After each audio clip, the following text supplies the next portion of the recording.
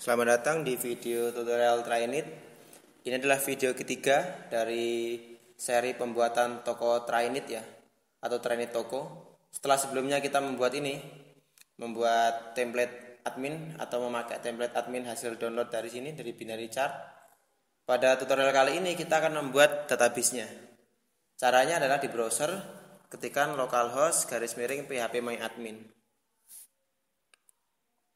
Di database localhost phpMyAdmin ini kita bikin database. Namanya database-nya kita buat sama ya, Trinit Toko. Kita create.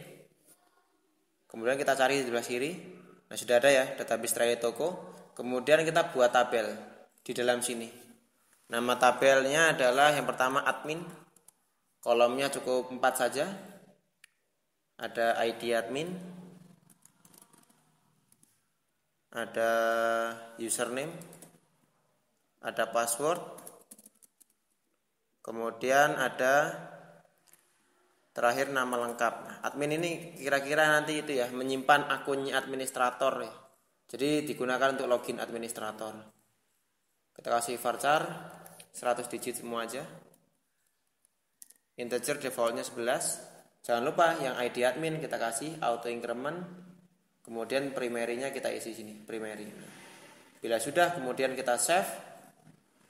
Nah, sudah tabel admin ya. Kita input paksa. Caranya masuk ini.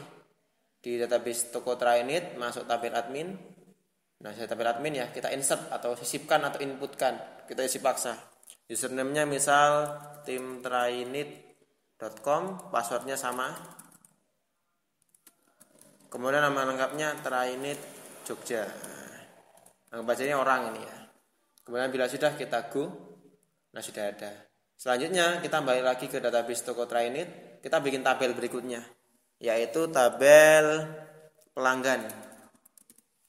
Kolomnya cukup 4. Ada ID pelanggan, ada email pelanggan, kemudian ada password pelanggan.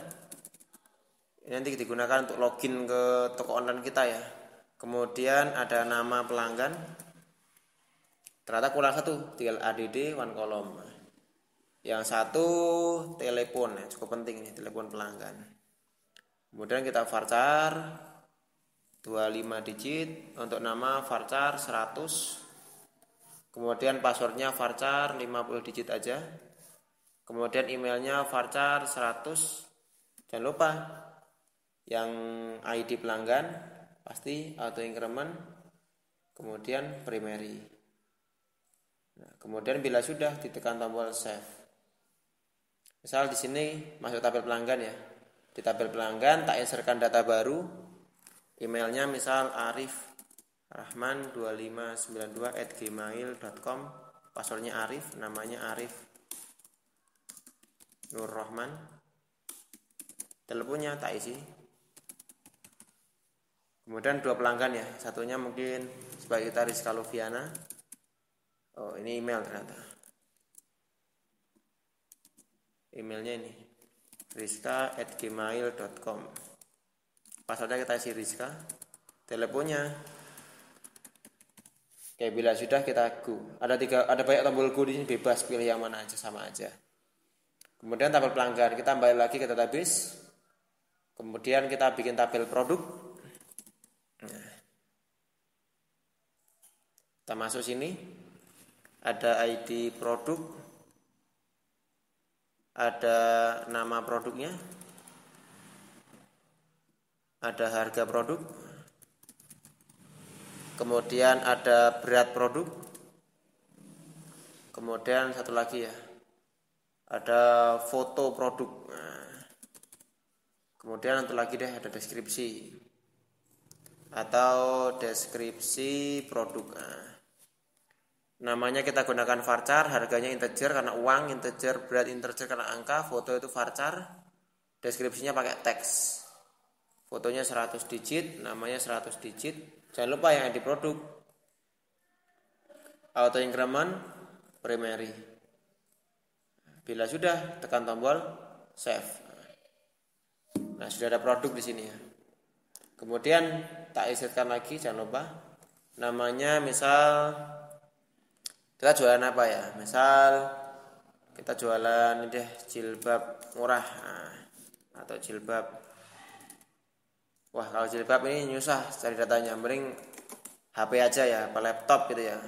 Misal ini laptop Asus X1X gitu aja deh, harganya 1 juta, beratnya 1 kilo atau 1000 gram ya, fotonya asus.jpg. Ini filenya nggak ada .jpg, ini saya ngawur aja.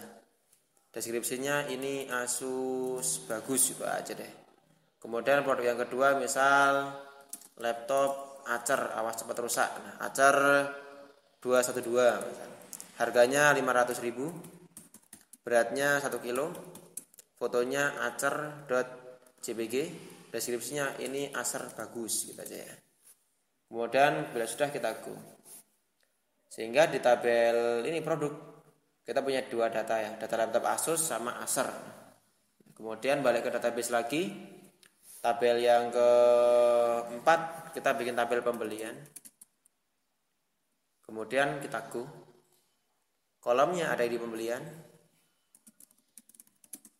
kemudian ada ID pelanggan atau pelanggan yang melakukan pembelian gitu ya. Kemudian ada tanggal pembelian.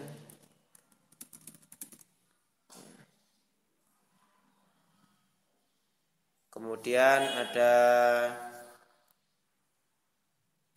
habis tanggal pembelian ada total gitu ya, total pembelian. Kemudian tanggal pembeliannya tipe datanya date, totalnya ini uang, ini berarti integer. Bila sudah, jangan lupa ID pembeliannya di centang auto increment, primernya di go. Bila sudah di save. Untuk menginputkan data pembelian, kita cek dulu data pelanggan. Masuk ke database-nya, tabel pelanggan, ada ID 1 Arif, 2 Rizka. Berarti untuk pembelian kita insert ID pelanggannya 1. Artinya yang beli ini Arif. Nah, misal totalnya habis 1.500.000. Kemudian ID pembelian, ID pelanggannya 1, berarti Arif lagi yang beli ini ya. Tanggal pembeliannya tak buat tanggal 24 atau besok. Totalnya habis 500 untuk warga ribu. Kita lihat di database-nya atau tabel pembelian, masuk. Nah, sudah ada 2 pembelian ya. ID pembelian 1 pelakunya si Arif, ID pembelian 2 pelakunya juga si Arif. Selanjutnya kita balik ke database lagi. Kita buat tabel baru namanya pembelian produk. Ini buat menyimpan produk-produk yang udah dibeli. Nah, kita masukkan di sini ID pembelian produk. Kemudian masukin juga ID pembeliannya. Kemudian yang dibeli itu produknya atau nama produk yang dibeli. Atau ini ya, sekalian aja ya, ID produk. Nah, ini artinya mewakili produk yang dibeli. Jangan lupa ID pembelian produk kita gunakan auto increment primary go. Bila sudah kita save. Nah, kemudian kita isi ID pembeliannya 1, ID produknya 1, ID pembeliannya 1, ID produknya 2. Bila kita lihat datanya, pembeliannya sama-sama 1, tapi yang dibeli 2 produk berbeda, yaitu produk dengan ID 1 dengan produk ID 2. Kira-kira seperti itu ya.